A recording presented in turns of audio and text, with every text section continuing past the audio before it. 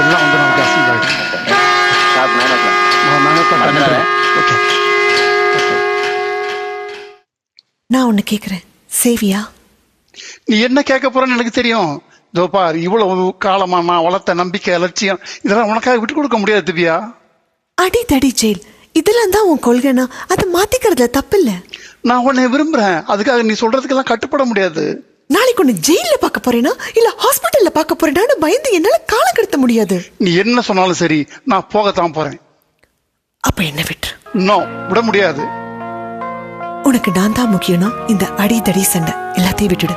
இல்ல அதுதான் முக்கியம்னா என்ன விட்டுடு. திவ்யா ப்ளீஸ் புரிஞ்சுக்கோ. I love you so much.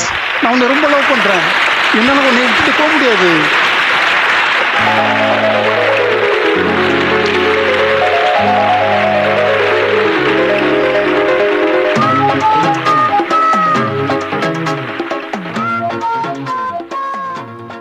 நீ எங்க போகலையா? எனக்காகவா? அப்படி என்ன இல்ல, ஏதோ சின்ன பொண்ணாச்சே, மனசு உடைஞ்சிடக்கூடாதுன்னு தான்.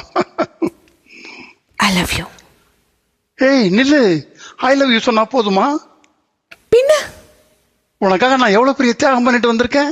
அதுக்காக இப்ப உன்னை கல்யாணமா பண்ணிக்க முடியும்? இப்ப சொன்னியே, இது நியாயமான பேச்சு.